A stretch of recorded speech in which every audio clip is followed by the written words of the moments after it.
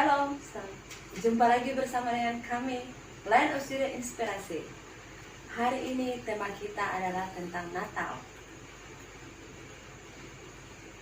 Banyak perbincangan, perdebatan terjadi di luar sana mengenai Natal. Apakah benar Natal tanggal 25 Desember adalah lahirnya Dewa Matahari ataukah lahirnya Sang Juru Selamat yang disebut Yeshua HaMashiach? Karena begitu perdebatan terjadi lewat media sosial seperti Facebook, Twitter, Instagram, dan lain-lain, sehingga membuat polemik yang begitu banyak dan membuat banyak orang mundur dan tidak merayakan Natal tersebut. Oleh sebab itu, hari ini saya akan berbincang-bincang dengan Bung Yunus. Sebelumnya saya ucapkan Shalom. Shalom Bu Neni. Oke, Tuhan Yesus memberkati. Tuhan memberkati kembali. Kembali kita dalam topik tentang Natal. Saya akan ajukan beberapa pertanyaan. Bagaimana tanggapan Bu Yunus tentang hal yang sedang terjadi saat ini? Oh, ini jelas masalah besar, ya seperti yang tadi Bu Neni katakan. Dan ini jelas penyesatan yang halus, tapi dia menyeret banyak orang. Makanya jelas di Facebook, mau bahkan di media sosial ini luar biasa. Ini masalah besar dan dampaknya ini lumayan. Saya punya pengalaman pribadi sendiri, di beberapa keluarga saya kunjungi, dan mereka udah nggak melakukan lagi ini lagi. Padahal dari kecil sampai sudah dewasa, kami sama-sama merayakan Natal. Tapi kok terjadi seperti begini? Jadi banyak orang sekarang sudah tidak merayakan Natal. Ini masalah besar yang gereja dan hamba Tuhan harus menjawab masalah ini. Oke, kalau begitu, apa pendapat Bung sendiri tentang kelahiran Yesus? Oh, sudah pasti bukan pendapat saya dong. Sudah jelas. Yang pasti, yang pertama kita harus tahu tentang pendapat dari bapak-bapak gereja. Dan yang paling penting sekali, bagaimana firman Tuhan berbicara mengenai Natal ini. Dan firman Tuhan harus menjadi closing dari setiap argumentasi. Oke. Pertanyaan kedua, bagaimana pendapat daripada bapak-bapak gereja mengenai tanggal 25 Desember? Apakah ada firman yang menegaskan tentang itu? Oh, iya. Jadi, masalah ini benar-benar bukan saja dialami oleh jemaat biasa, kaum awam. Bahkan di gereja, di sekolah-sekolah teologi pun ini sesuatu yang sangat jarang dibahas, Ibu Neni. Okay. Dan ini ini bukan bicara teologi yang biasa-biasa, bahkan teologi besar pun kebanyakan menghindari ini, masalah ini. Itu kenapa sampai bisa dihindari? Jadi begini, saya lihat sehebat-hebatnya para teologi, mereka bahas ini, ujung-ujungnya mereka cuma bahas sampai di mana. Mereka cuma bahas di mana, tanggal 25 Desember itu hari lahirnya Dewa Matahari. Tapi ketika satu kaisar yang luar biasa, namanya Konstantin ini dia seorang penyembah berhala, mamanya Kristen. Dalam satu peristiwa, dia akan menghadapi peperangan yang besar. Tapi hari itu dia berdoa, sekiranya dia mendapat kekuatan dari dewa, dia akan benar-benar percaya. Tapi yang luar biasanya waktu itu setelah dia bergumul dalam peperangan dia itu, justru salib Kristus yang muncul. Dan dia mulai percaya sama salib, dan dia mulai katakan bahwa dewa, ya Tuhan yang luar biasa itu ya Tuhan mamanya yang salib tadi itu. Jadi para teologi ya cuma sampai di sini aja. Jadi akhirnya si Konstantin ini mulai rubah. Ini menurut teologi ya. Dia rubah dari tanggal 25 Desember yang harusnya menyembah Dewa Matahari, dan memang selama bertahun-tahun itu dilakukan. Dia rubah, akhirnya mereka hanya jadikan untuk menyembah Yesus Kristus tanggal 25 Desember. Makanya banyak orang katakan itu kan bukan harinya lahirnya Yesus. Gitu Bu Neni. Berarti tanggal 25 Desember itu, apakah benar itu lahirnya Dewa Matahari? Sudah pasti tidak benar. Jadi gini Bu Neni, ternyata Konstantin ini, Kaisar Konstantin ini, dia mulai arahkan semua orang untuk menyembah dan merayakan kelahiran Yesus Kristus itu sekitar tahun 350-an, Bu Nini. Ingat ya, tahun 350-an, 50 Masehi. 350-an Masehi. Nah, ternyata kalau kita tarik ke belakang lagi, perayaan Dewa Matahari itu memang tahun 200, sekitar tahun 274. Nah, itu kaisarnya itu waktu itu dia namanya Aurelian. Nah, makanya kita bisa cek sama-sama di Google aja bisa ada itu, ada mata uang Aurelian. Nah, jadi dia yang mengesahkan itu. Tapi sebelum dia memang ada satu kaisar sebelum dia namanya Julius Simurtat. Nah, kenapa sampai mereka namanya dia Julius Simurtat? Nah, Julius Simurtat ini dia tadinya Kristen, namun akhirnya dia murtad, dia jadi penyembah berhala. Dan ini intinya di sini, Bu Neni.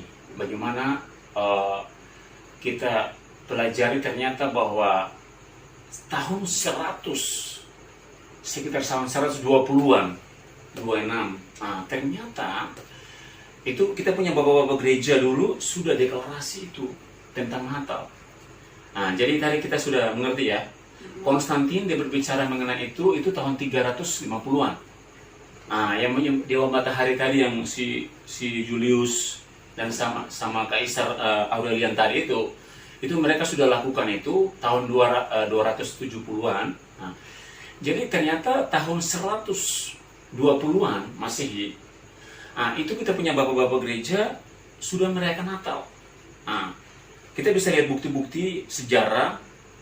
Nah, tahun 126 Masehi oleh, ingat ya, Paus yang pertama, Paus Diosporis di Roma, mereka sudah merayakan Natal. Nah, sumbernya dari mana? Sumbernya dari buku kuno namanya Liber Pontificalis. Liber Pontificalis. Ribet amat. Ya agak ribet namanya, tapi ini buku kuno. Terus Natal yang kedua sekitar tahun 160 dilakukan oleh Uskup Theophilus. Bahkan tahun 220 Masehi. Tadi kan yang Dewa Matahari kan 270-an. 220 juga ada seorang namanya Hippolytus, dia sudah nyatakan Yesus lahir 8 hari sebelum Januari. Seperti gitu, Bu Nini. Oke, berarti 8 hari sebelum Januari. Pertanyaan berikut yang akan menjawab pertanyaan selanjutnya, apa yang harus kita lakukan untuk menyikapi Natal sebagai orang yang percaya? Menyikapi Natal. Jadi begini, Bu Nini. Mungkin Ibu Nini mau tanya lebih jelas lagi mengenai kepastian firman Tuhan, ya kan? Oke, mungkin itu pertanyaan saya. Maksud saya bahwa firman yang lebih lagi menegaskan tentang tanggal 25 tersebut. Ya, sudah sama seperti tadi sudah saya katakan bahwa nggak mungkin pendapat saya emang siapa. Tapi kita kembali kepada dua hal penting. Pertama, gimana pemahaman daripada Bapak Gereja, dan closingnya harus kepada firman Tuhan. Intinya. Closingnya. Closingnya ada di Lukas pasal 1 ayat 26. Lukas pasal 1. Lukas pasal 1 ayat 26 kita sama-sama sudah tahu. Di situ firman Tuhan berkata bahwa di bulan ke-6 malaikat itu datang menjumpai Maria dan menyatakan kabar baik itu tentang kelahiran Yesus Kristus itu. Oke, kalau bulan ke-6, kalau kita hitung bulan ke-6 berarti nggak mungkin Desember dong. Karena bulan ke-6 kan Juni itu bulannya. Bagaimana bisa sampai jatuhnya dia Desember? Ini yang jadi masalah. Ini seru. Ini jadi masalah ini. Makanya banyak orang salah paham.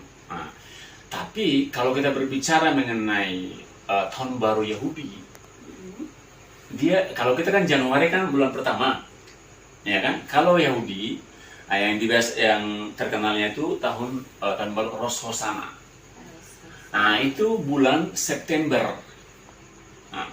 Jadi Ibu Neni, yang saya mau tegaskan di sini bahwa ini bukan hitung-hitungan yang abal-abal ya. Ini jelas.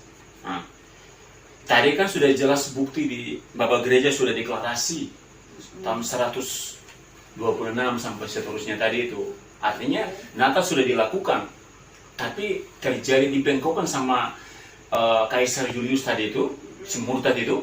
Nah, dia memang akhirnya dia sendiri yang dia merubah tanggal itu yang tadinya menyembah mereka Natal itu, dia rubah untuk Dewa Matahari di situ. Berarti ini di balik ini ada penyesatan dan akhirnya terjadi kurangnya pengajaran sehingga ya bisa terjadi seperti itu. Ya sudah pasti. Penyesatan ini terjadi karena apa? Kita kadang-kadang kita terlalu merasa diri pandai. Padahal kita nggak tahu sumber dari mana sih kita dapat informasi mengenai Natal itu Dewa Matahari. Harusnya kita pelajari. Dan Ibu Neni memang masalahnya begini. Satu masalah yang membuat teolog ini nggak bisa menjawab hal ini karena apa? Terlalu anti Katoliknya termasuk kuat. Padahal sejarah ini kan udah jelas dari sana. Terlepas daripada kekurangan kelebihan daripada Protestan dan juga khususnya Katolik, mereka punya sejarah yang akurat yang harusnya kita belajar dari mereka. Seperti gitu Bu Nini. Oke, kita kembali lagi ke yang tanggal bulan 6. Ya. Bisakah Bung Yunus buat satu rincian atau hitungan Ya, yang mari. bisa menyatakan bahwa tanggal 25 Desember itu benar-benar hari lahirnya? Ya, kita sama-sama hitung aja ya. Kita sama-sama hitung. Bulan ke-6. Kalau di bulan bulannya Yahudi. Itu bulan pertamanya, Rosh Hashanah-nya bulan September. Ya, mari kita sama-sama hitung. September, Oktober, November, Desember, Januari, Februari, Maret. Jadi bulan ke-6 itu bulan apa? Maret. Bulan Maret. Bulan Maret. Bahkan tanggal 25. Menurut sejarah kuno itu. Bulan Maret. Bulan Maret. Sekarang kita hitung lagi Bu Nini. Ibu Nini waktu hamil berapa bulan untuk melahirkan? 9 bulan. 9 bulan ya, kita hitung 9 bulan ya dari bulan Maret. Sama-sama. Maret, April, Mei, Juni, Juli, Agustus, September, Oktober, November, Desember. Ya, 9 bulan. Oke, Desember 9 bulan. Ya, jelas. Ketahuan bulannya.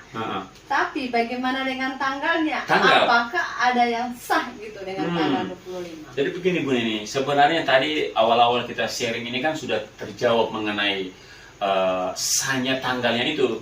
Tadi kan kita punya Bapak Gereja yang namanya tahun 220 Masehi, namanya Hippolytus itu, dia nyatakan bahwa Yesus lahir 8 hari sebelum Januari.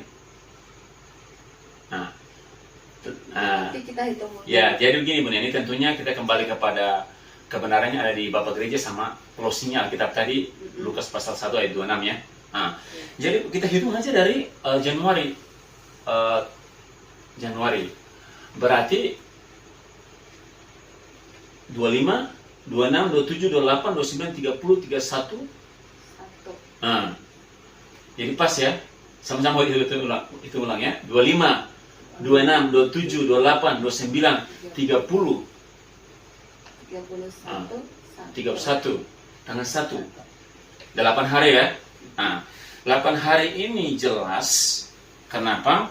Memang ini hari raya sunat yang dilakukan oleh orang-orang Yahudi.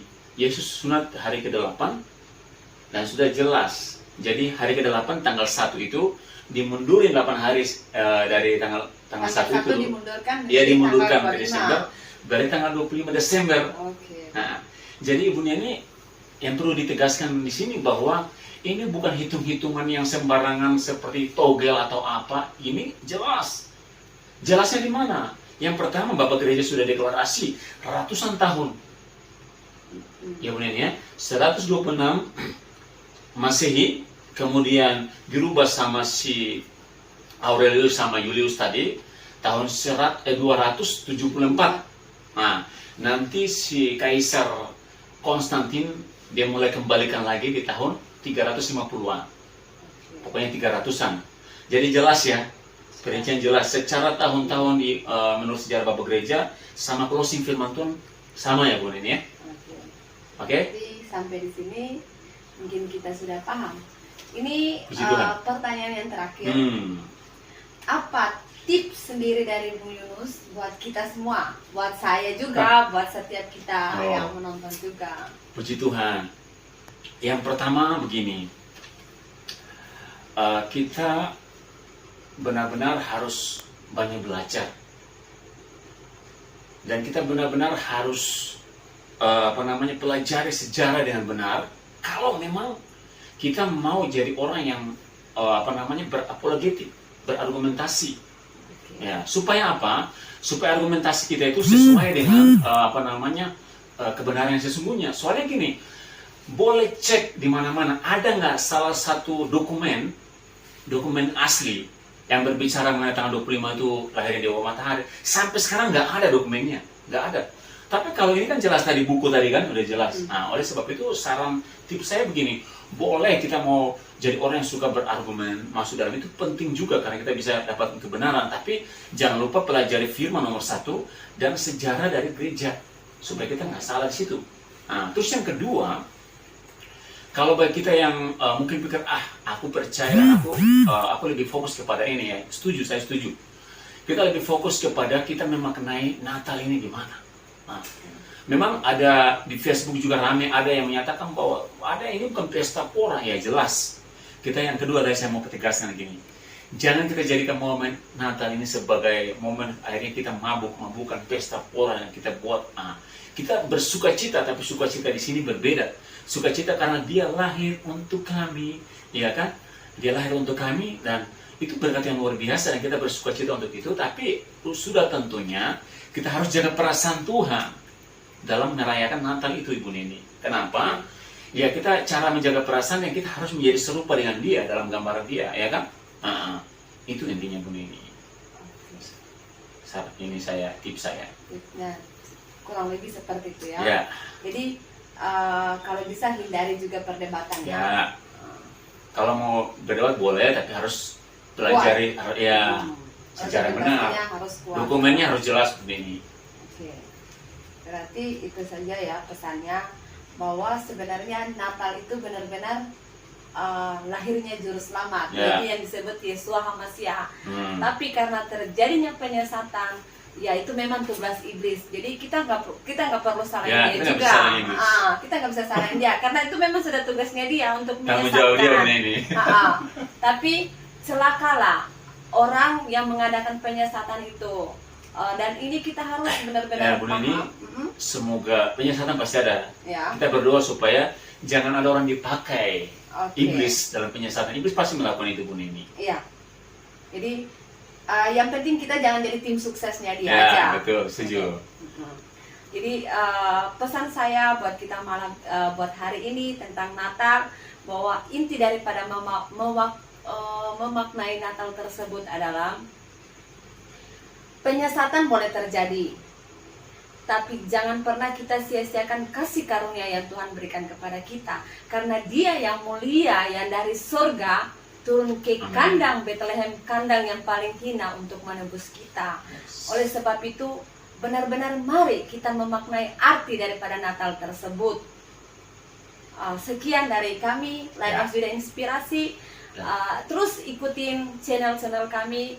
Dari setiap perbincangan kami akan banyak hal yang menarik yang akan kami sajikan tentang konten firman Tuhan. Shalom semuanya, terima kasih. Tuhan Yesus memberkati.